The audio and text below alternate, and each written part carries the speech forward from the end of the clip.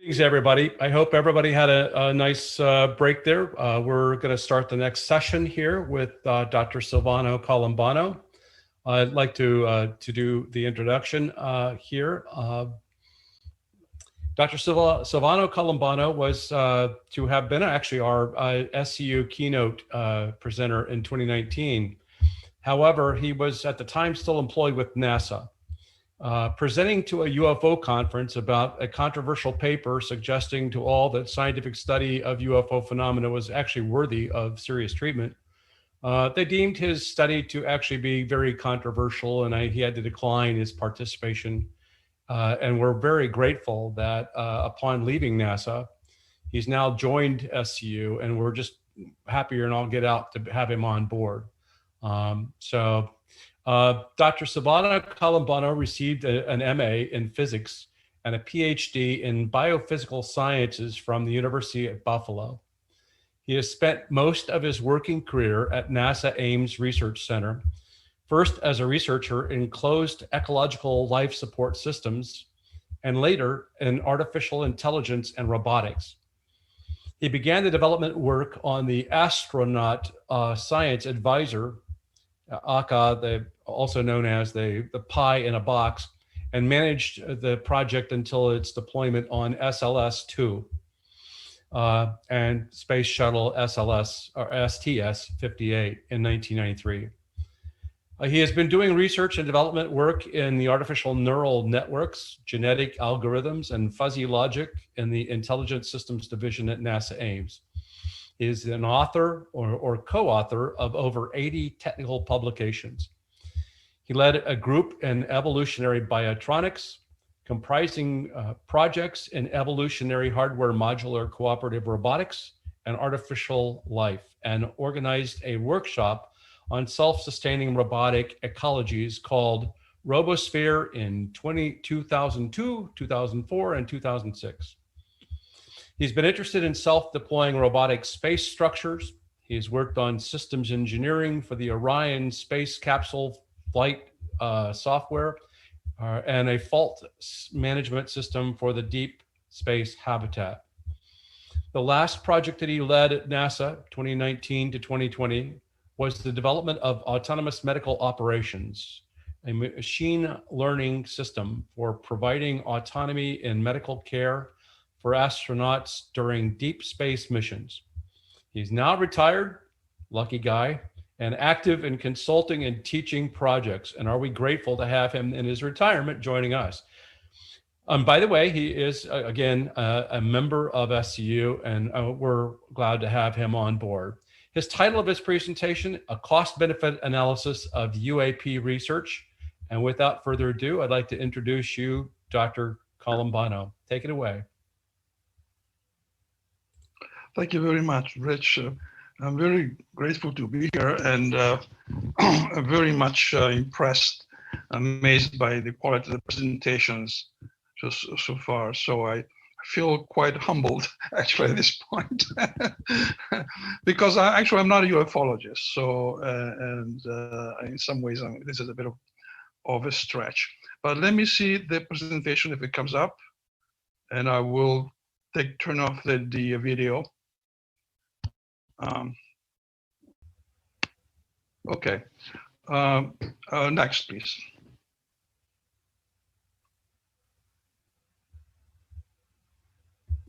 I want to make a few things very clear about my presentation, and I think I'm going to go to the last bullet first. I just realized that I need to put it in a context. And Rich mentioned a paper that I presented to SETI 2 years ago, and that was simply a claim that a proposal for that they should not have such restrictive assumptions about their research.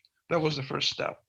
The second one was actually to present them with an approach that I felt they should take to create a portfolio. I did not want to deny the value of looking for signals and trying to have a direct approach to proving the existence of extraterrestrial intelligence, but I just felt that UFO research should have its place, and the question is, how much of an investment should SETI or some other organization put into it? What would be the value of it compared to other types of more direct kind of searching? So if we get back up to the top here, if we had so many $1 million to spend to prove the existence of technology, alien technology, what would be an effective research portfolio based on cost and probability of success? Where would UFO research fit in? One thing that's very, very important for in the context of this particular talk is that all assumptions, probabilities, and cost estimates are debatable, educated guesses. So please don't. The argument of this is not about the probabilities, what they actually are, but about the process of finding a good portfolio. So all of these probabilities can be, you can put in your own numbers if you want, assuming you like the approach, and come up potentially with different types of results. Ultimately, the result is that, of course, UAP will be a very, very valuable investment. And so I'm kind of preaching to the choir. But the idea, again, is to present with a portfolio approach that could be given to SETI or could be given to other organizations. I did actually give this in a prior, a simpler format, and I did not hear back. So I don't know what. Next, please.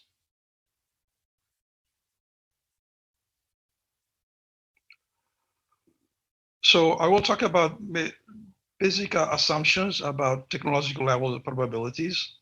I'm sorry, technological probability levels, I should say. And how we use the base rule for conditional probabilities. Something else I should add here is that I'm not a statistician.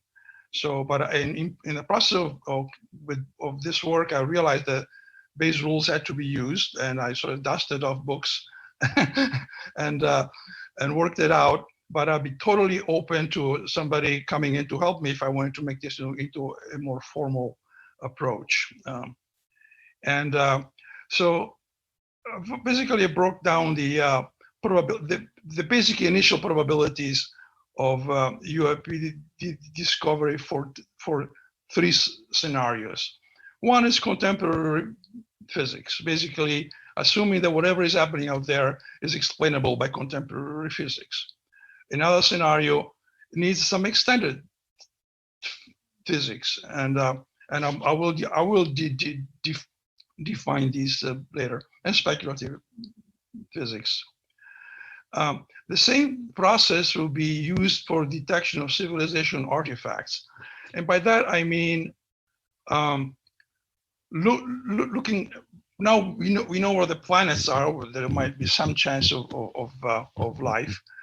We can look there and maybe find signs of civilization artifacts. It can be in the form of gases, or it can be objects that could be around there.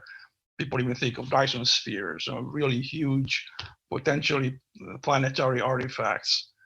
And my point actually with this SETI was that even if we detect such things, or there will be arguments about it. We'll still wonder if whatever was detected was actually a sign of civilization or some natural phenomenon. So we'd be having exactly the same arguments about those things as we have with UAPs, and it would be probably a lot more costly to go find those artifacts. Not that we shouldn't be doing it. Again, it's a matter of balance. And at the end, I will have scatter plots of cost versus probabilities for different research approaches. One thing I want to mention also is completely unrelated to the talk itself, but I want to mention it. I am a stutterer. I consider myself recovered, and it's not going to be a problem. I'm totally okay. But occasionally there may be some strange pause that may happen, especially if I get very excited. And if that's what happens, it might not happen, but if it does happen, that's what's happening. I'm a stutterer. Next, please. So here are the basic definition of contemporary physics, and what we have now, we know that. Extended will be okay. The things that we pretty much know are going to happen. And there are just an extension, maybe within 100 years, 200, but there will be nuclear fission, antimatter, antimatter power, human level AI, etc. So I evaluate, again, if we were to see for UAP being explainable by extended physics, I'd say 30%. I say contemporary physics 60 only because we are enamored of our contemporary physics, and we want to make that to me the most likely. But speculative physics is, of course, space-time control and being able to go as fast as the speed of light and all that. Robotic life, who knows? Next, please. The actual, I put some estimating probabilities, but those actually will depend on we will see now how that works out with Bayesian statistics. So again, we look at these three possibilities, and the technologies that we want to detect. It could be civilization artifacts, celestial sense beacons, traveling colonies, interstellar travel will be UAP that will be needed. And by the way, I had not, the previous talk was about intertemporal travel. I have not even given it, I have not thought about it. So this is not considered in this, how we would prove that. So, but I appreciate that talk, and I certainly something that's worth thinking about, but that's not something I considered in this talk. Notice that given current physics, there's a red arrow that go from current physics to UAPs. That's reds, meaning that it will be very unlikely. If we insist on current physics, then UAPs will be very unlikely to be interstellar travel. And so we would say that if we do detect them, it will probably be a false positive. That will be what would come out of the statistics. On the contrary, with speculative physics, for instance, everything is possible. With extended physics, some are more possible than others. So here as the yellow, green. For extended physics, almost everything is possible at the top, less so for interstellar travel. And yeah, basically those are the ideas. And notice again also that the I did not, okay, look at the 60%, 30%, and 10% of the current extended and speculative physics. Those are just, the estimates will actually depend on what we observe, and you will see how that works out with the base. And at the right, we have a prior probability of detection, again, pull out of a hat. I put a 0.6 at the bottom, you see, for UAP. By that I mean, certainly, we could view it as 100% in the sense that we are seeing things. The question is proving that what we're seeing is an indication of extraterrestrial intelligence is something different. So I just throw that 0.6. Again, I don't want to argue about any of these numbers. You can just put your own. And I put a 2.2 for the detection of artifacts on planets, on distant planets.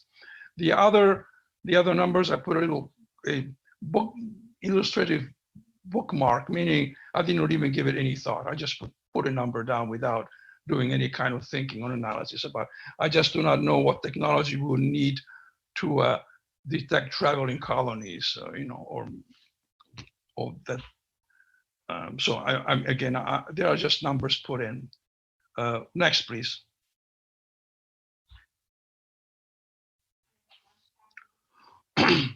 So Bayes' theorem.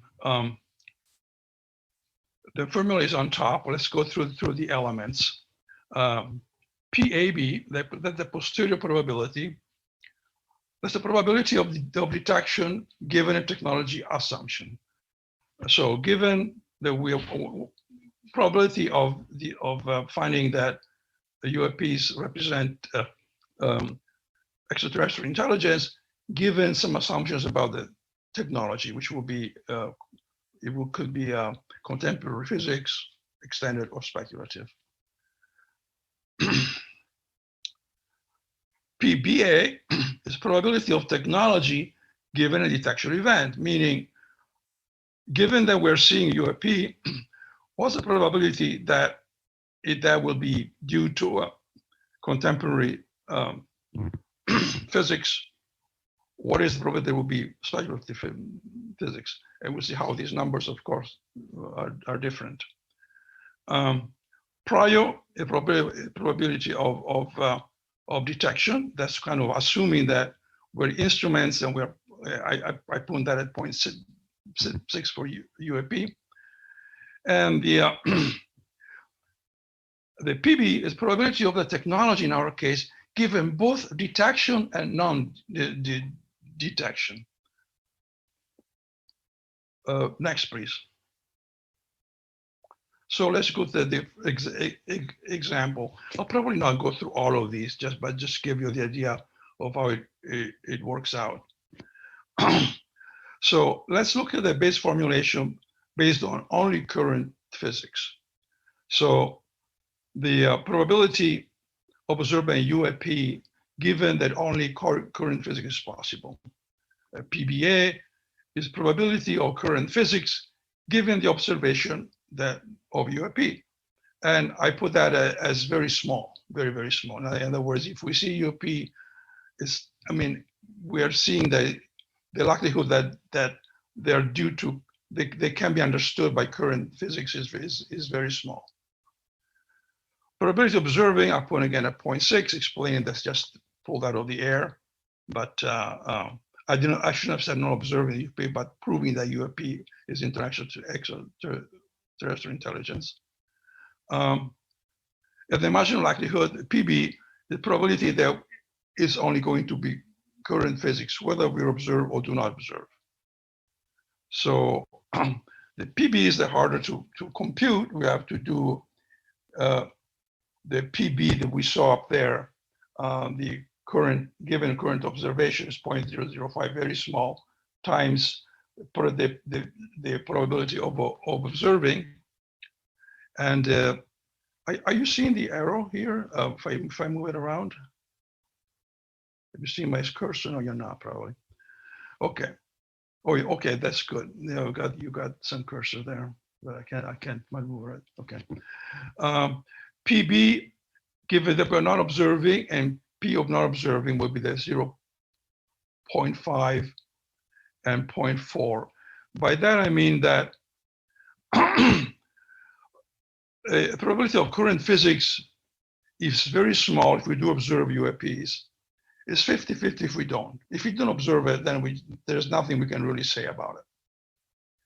So if I plug all those numbers in, I see that the probability, posterior probability of observing UAP, given that only CP is possible, is very, very small, 0.01, which is actually reflects the current attitude based on the belief that only current physics is possible. In other words, if I believe that only current physics is possible, then if I see a UAP, I say it's a false positive. I cannot accept that it is extraterrestrial intelligence. Next, please. Okay, for the extended physics, basically the same process. But now the probability of observing if I observe a UAP, I would at least have extended physics. So the probability of having extended physics is high. Again, it's the probability of UAP is 0.6.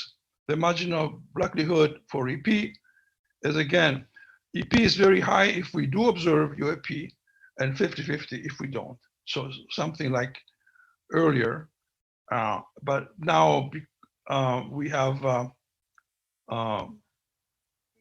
we're getting to a 0.73, basically a bit higher, a higher probability of observing UAP given that EP is possible. Next, please.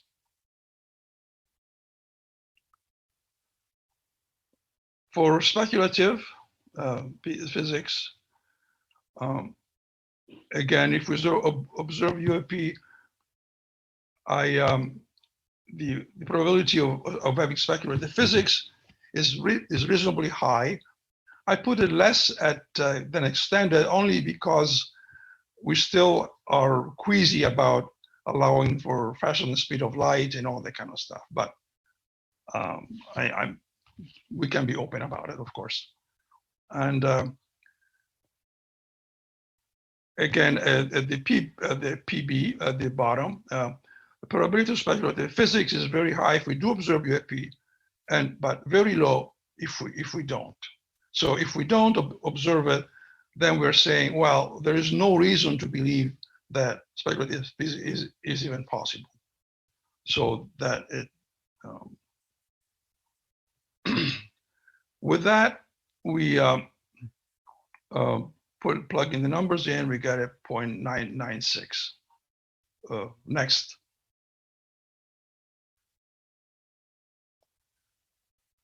Just kind of a sensitivity analysis. If we change the speculative physics from 0.8 to 0.4, making it cutting the need in half for SP, we find that the probability is still reasonably high. In other words, it's not very sensitive as long as we allow it. Next one. Okay, now we go to artifact detection.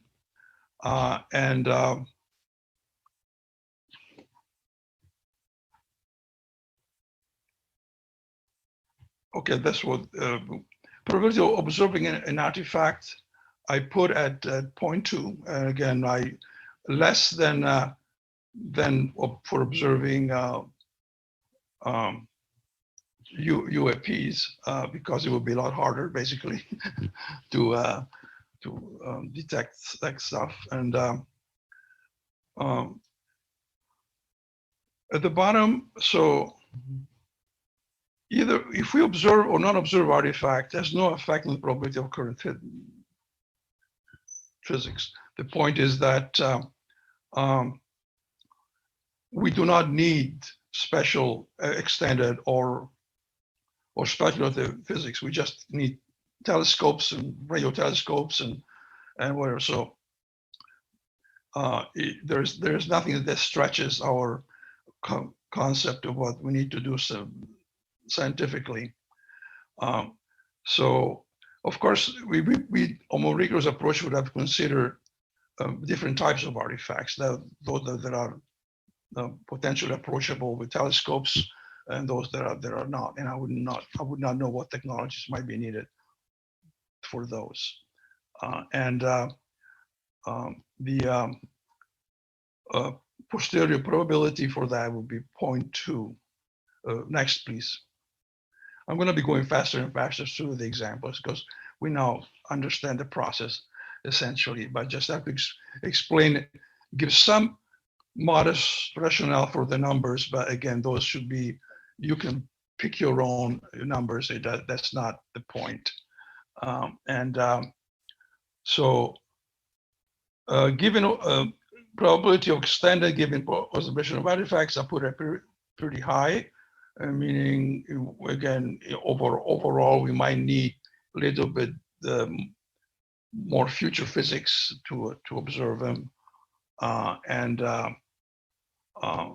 So at the bottom, again, the probability of extended physics, if we observe artifacts, pretty high. But if we don't know what to say about it. So let me make it 50-50. And I ended up then with 0.25. Next.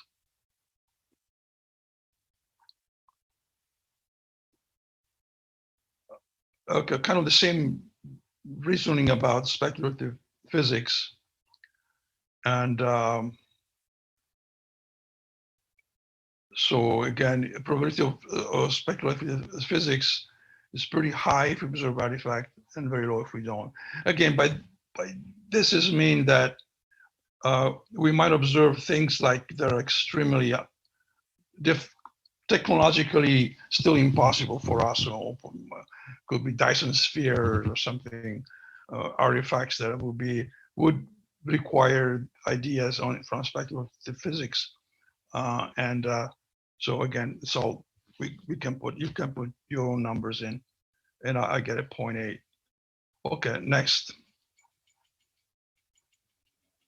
So I basically average for all of the three possibilities of contemporary, extended, and speculative. I get a 0.57 for UAPs and 0.42 for artifact detection. Again, and those numbers could be completely different. Next. Okay, now we go into the costs. So we found the 0.42 for artifacts. So on the left, let's look under posterior probability-based rules. 0.42 for detect artifacts. At the bottom, we got 0.57 for UAPs, essentially. In the middle, we got the other civilization centers or beacons, etc. And those numbers are pure guesses, just illustrative bookmark, as I called it. I have no idea what the cost would be and whatever. So they're just there. For the top ones, we will probably use telescopes and radio telescopes, potentially other things. At the bottom, for UAPs, we just look at databases. Potentially, there could be other technologies we could use to improve our detection ability. But fundamentally, we have the data in databases. And so if you look at the cost estimates for telescopes, and I just dug out numbers from for telescopes from an example of the Keck telescope, the 10-meter telescope. It costs $60,000 a day to observe from it. The Arecibo radio telescope, out of a 30 million annual budget, so like 36,000 a day. For our databases, essentially, I do put in AWS, the Amazon Cloud Services, and that could be obviously other possibilities. But AWS would cost like $3 a day. Of course, it depends on the size of the database and all. And I didn't factor in people because people will be the same for all of these. So I labeled all of these for A, B, C, D, E. Next. So here is the final plot. Essentially, if I put these the labels according to cost of probability, we find we have an area of high cost, low probability, which you don't like, of course, low cost, low probability, where I have the C's and D's. Again, they are just sort of bookmarks. They're not, there are approaches that will land there, but not that I'm really studied.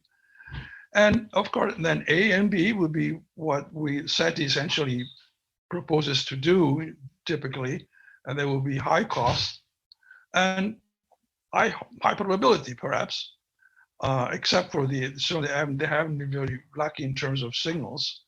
But and of course, the UAP work will be extremely low cost and high probability, because we're already seeing them. So the question, again, the only probability, the question is whether it would be proving extraterrestrial intelligence or some other phenomenon. So that's the kind of scatterplot that I would expect some research agency would want to look at for different for different technologies and approaches, and to make a rational decision where to invest money. And that is essentially the message. Again, I will reiterate that the numbers are not the point. You can put in your own numbers. I have a feeling, and of course I'm biased, like we all are in this conference, that the UAP work at such margins that it would always be, I cannot imagine any numbers that would not make it fall into the low cost high probability area. But again, there is a rational approach to this, and that's what I'm advocating. Next. So, okay, I proposed an approach to a research portfolio based on statistical estimates of success and technology costs. This is based on base analysis, which I hope I did correctly. And if I didn't, I will welcome corrections and help. The numbers are educated guesses, just to illustrate the portfolio approach. An actionable portfolio will require a more regular analysis of goals, costs, and probabilities for sure. And of course, the final expected result, and preaching to the choir here, of course, UAP research fall within low cost, high probability category. With that, I'll be glad to entertain questions.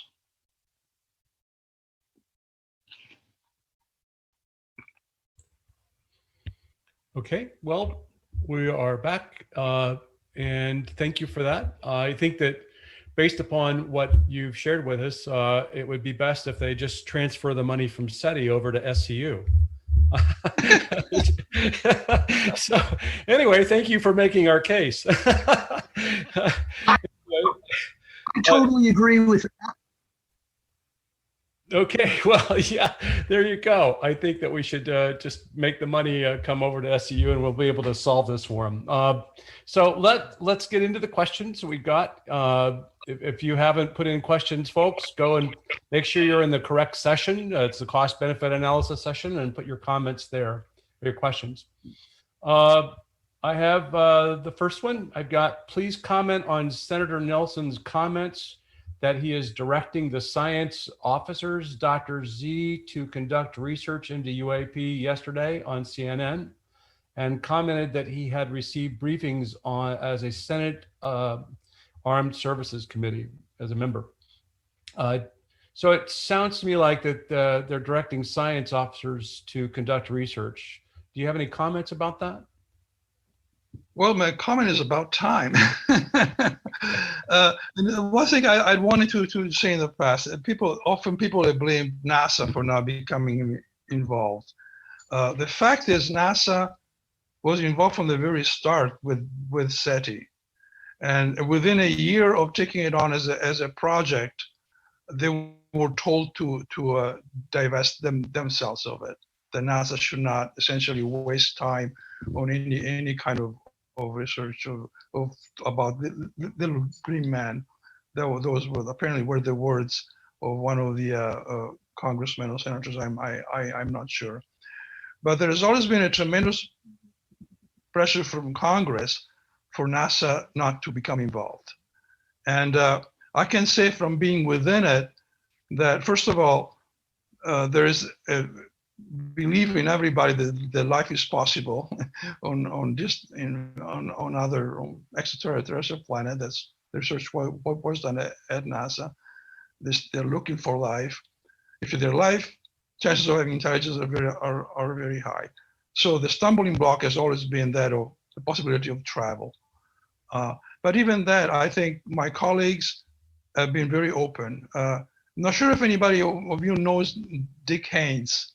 He was a colleague of mine, and he started at NASA working, being a debunker essentially for you. But he started interviewing looking at evidence presented from pilots, realizing that they're the ones that are less likely to want to mention these things because their career is at stake, and basically turned around about the strength of the evidence. I must also say that even as of last year, Congress, and I won't make any name, but staffers were sent to Ames to make sure that NASA had not spent any money on my paper or the conference. They really, so just a year ago, I had to explain that yes, it had only been my time, and NASA had not spent any money on it. And so that's how bad it really was in terms of pressure from Congress. Now, the fact that it's been turned around, I'm very, very happy again, about time. Well, I agree with you there, and I know that NARCAP that Dick Haynes was in is a partner to SCU, so I just wanted to share that with you. How much probability would you give to the possibility that we live in a simulation? Oh, great.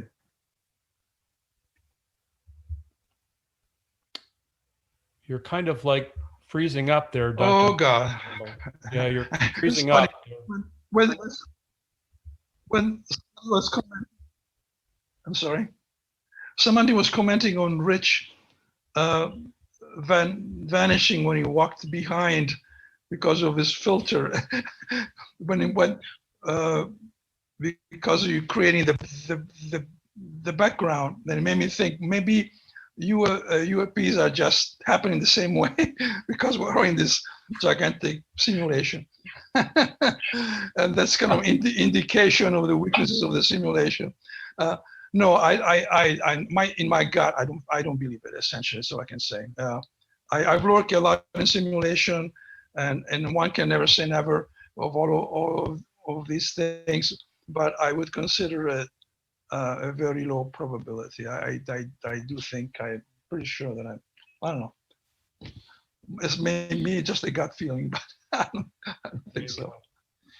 Dr. Colombano, Larry Lemke, who worked at NASA's Ames Research, took an active interest in UAPs. Are you familiar with any NASA scientists who openly or privately have proactively looked into that topic? Yeah, I know Larry actually, and I cannot think of names right now, but I can say that at that meeting at SETI that became infamous for me, there were other NASA scientists. I took the whole blame. I mean, somebody mentioned one of the earlier talks about I forget his name now, but Ted Langley. Yeah, there had been. Well, another thing I must say that even at NASA, within just about maybe 15 years ago, 20 years ago, we had a conference on interstellar travel.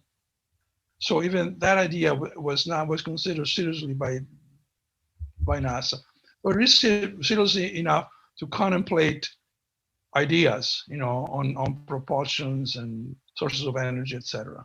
So then we did that at NASA. As a former NASA scientist, what is your opinion of Dr. Avi Loeb's hypothesis that Oumuamua was an interstellar object of artificial origin? I don't know enough trying to comment on that. I mean, it does look like, I certainly agree that it came from interstellar space, so that's proven physically. Whether it's enough of a strange object to be viewed as a a sign of technology per se, I just am not qualified to comment on it. It's worth looking into, I suppose, but you know. Sure. In your paper, New Assumptions to Guide SETI Research, you proposed that nano-sized super intelligent ETs as tech artifacts or life forms may have already visited us, but we haven't detected them. How did you incorporate this particular typology into your detection probability scenarios? I did not. No, I basically stuck with the idea of UAPs, and right, I did not. That one was really wild speculation, in the sense that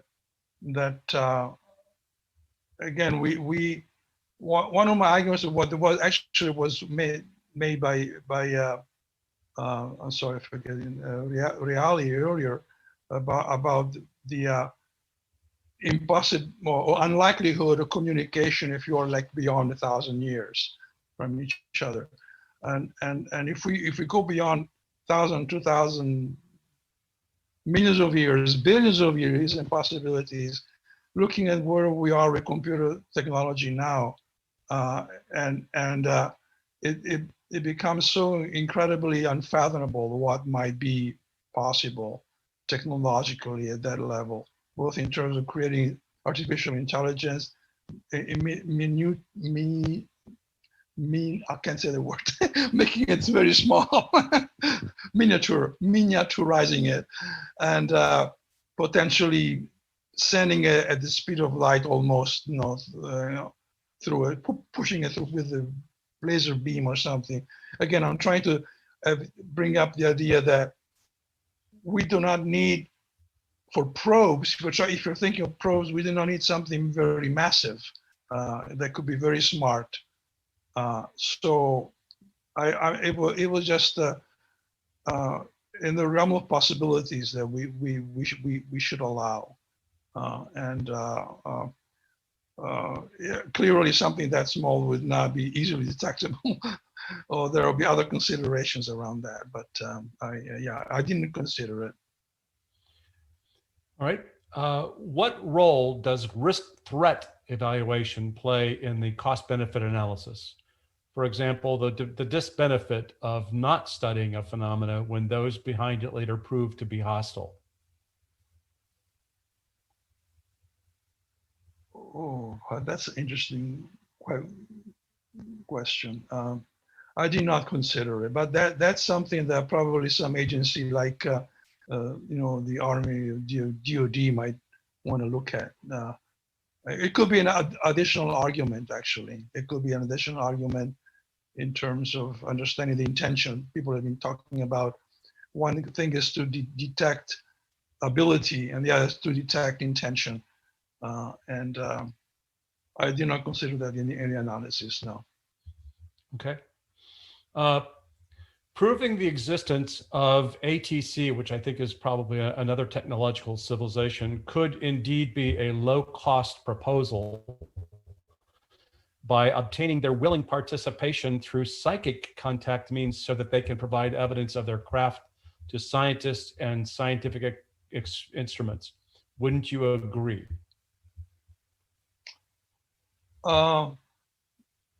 Yeah, I would agree that it would be low cost if that were possible. I'm unable to comment on psychic phenomena. I'm really not an expert there. Correct. All right. Would a more cost-effective approach to search for objects be better to search right here on Earth? Perhaps concentrate research efforts on the experiencers or people who have had regular encounters in a cheap source of data it's a cheap source of data that's available right here on Earth. Like Robert Bigelow said, why go looking in space for ET when they are right here? Well, that by saying UAP and 0.6, I bunched that all together essentially, as being here is much cheaper. Now, if we're looking at data, essentially. That's the data is both about what we saw in space. There's certainly data about abductions and people encounters and reports. And all I can say about that yeah, that's something that's probably again cheaper than looking elsewhere, and that should be taken seriously too. I also feel that in science you kind of go for the low-hanging fruit, and we have had such hard time becoming accepted that if we grab the low-hanging fruit of things we can actually see, prove with radars and observations and videos, and where there is no question about the reality of what we are seeing, it's a low-hanging fruit that we should be looking at first, partly to gain acceptability. Now, there is definitely ways of establishing the reality of less physical type of phenomena, just based on reports, and potentially psychic phenomena as well.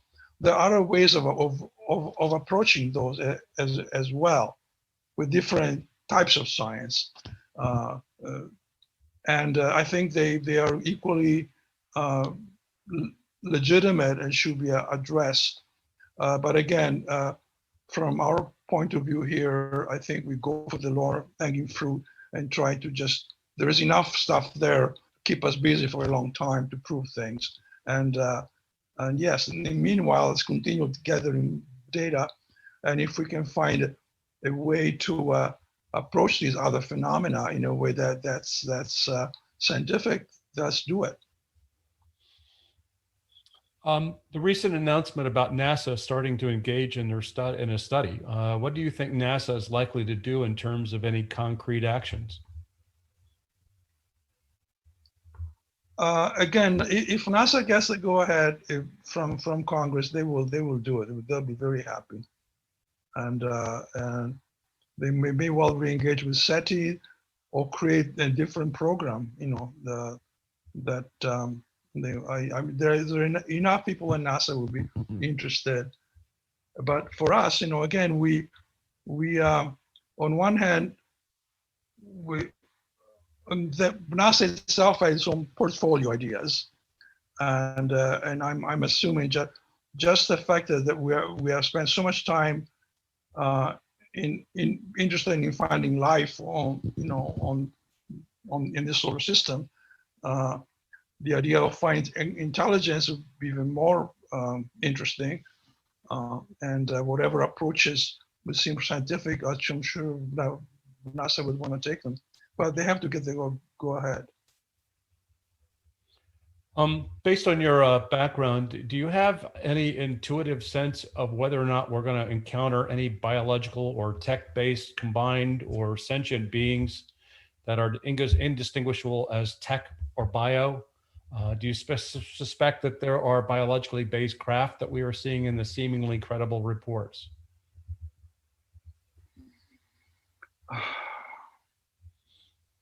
Well, I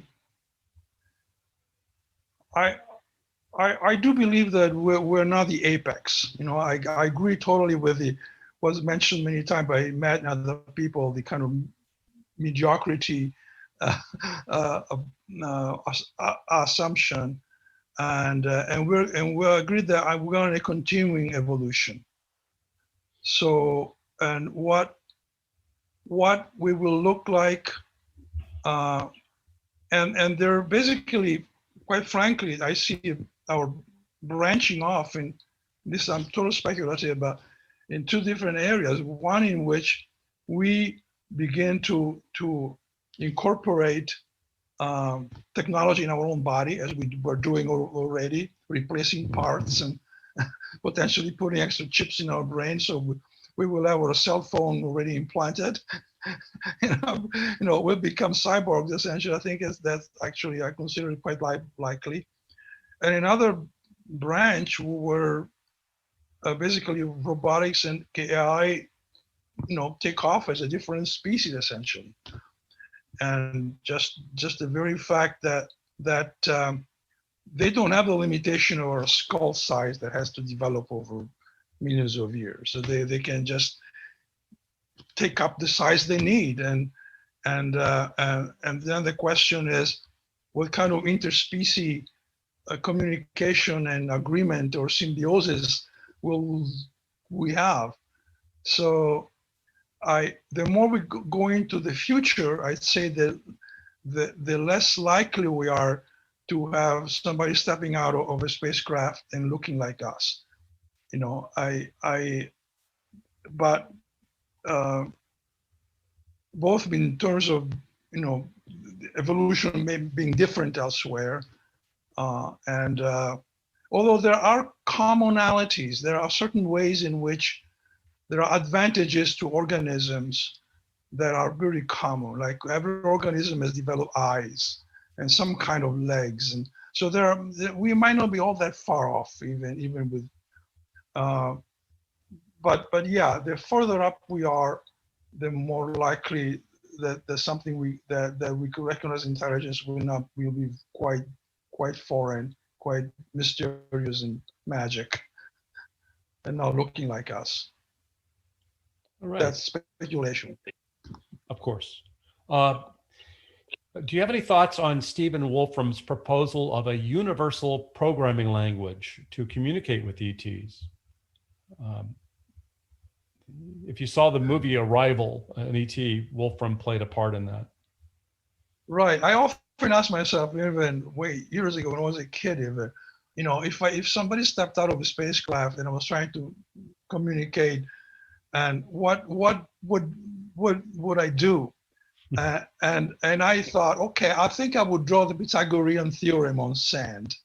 I would just put a stick, you know, that would, like, geometry would seem to be a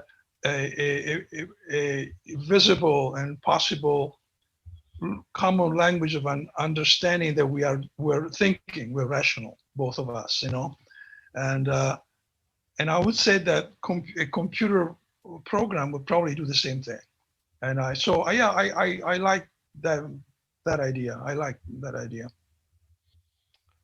Did you happen to know Hal Povenmire? I guess he worked at NASA during the Blue Book days with Dr. Hynek. I'm just curious. No, Hal Povenmire? I don't know. I know. Okay. All right. In your personal opinion, what do you believe UAPs are?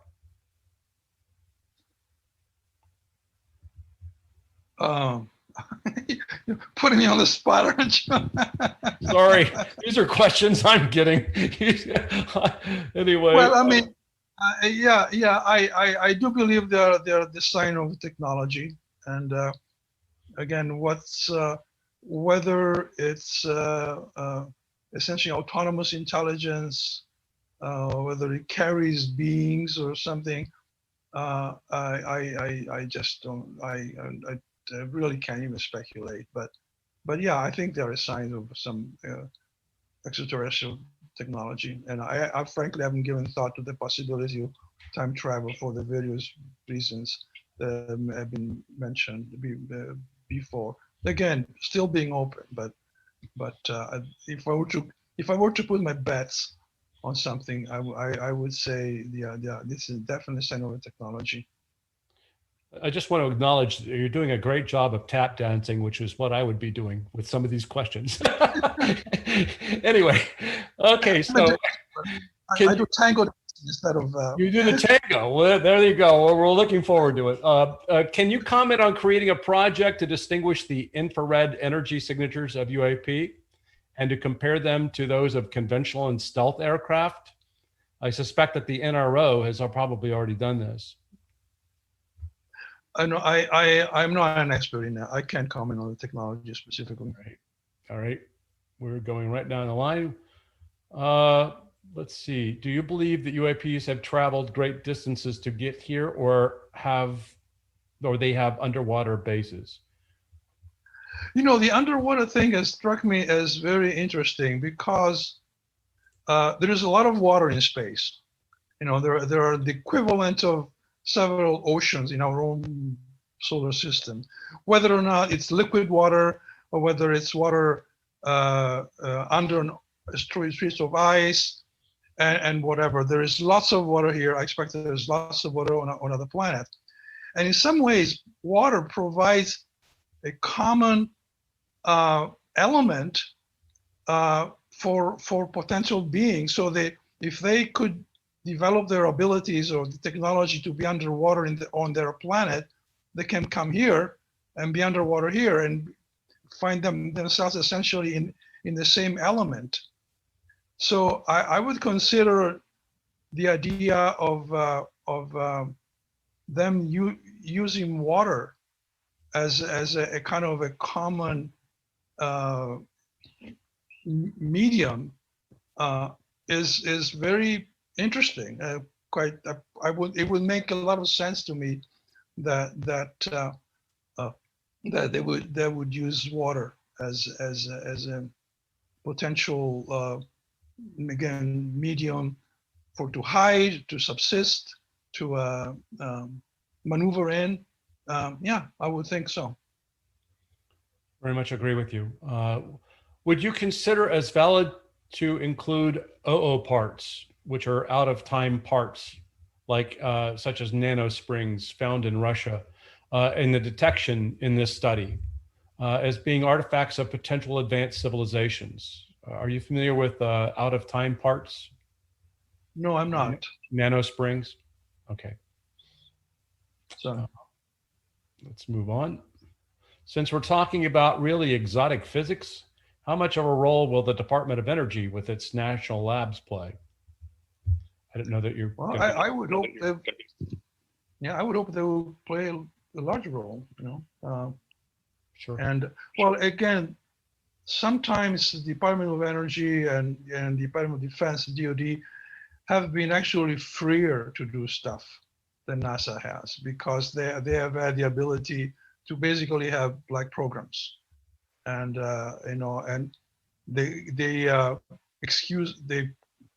with the excuse you can call it, but it's real of defense, they can do a lot of stuff that Congress has no direct visibility and control over, which has not been true for NASA, because officially NASA's programs have always been public, essentially. So it is, it would be like, they should be very interested, basically, yeah.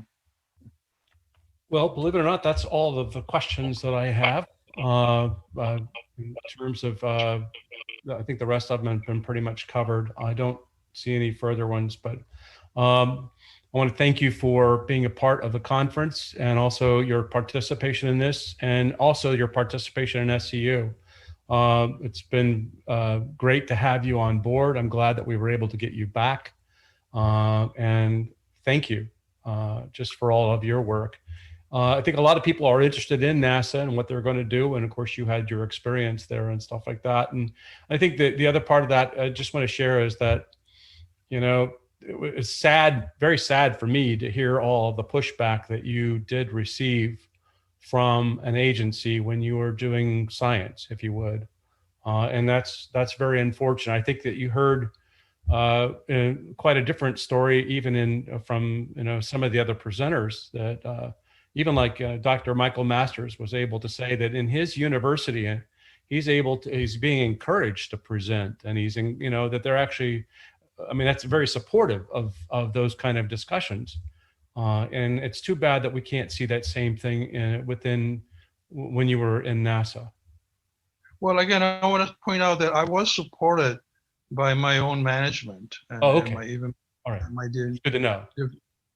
Division. No, it wasn't. Nobody objected to what I said. They just basically asked me. They let me know of the pressure above, and how it would be